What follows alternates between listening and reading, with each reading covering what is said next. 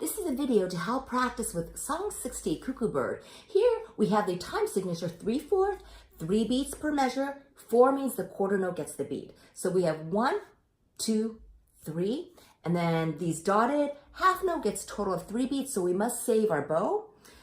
Here we're going to have open A string, then second finger on D string, F sharp. So we must cross our bows. Let's get started.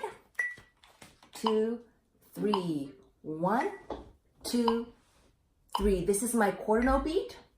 Violin is up. My hand position is ready. Thumb along the neck. My fingers are spread apart on my bow hand.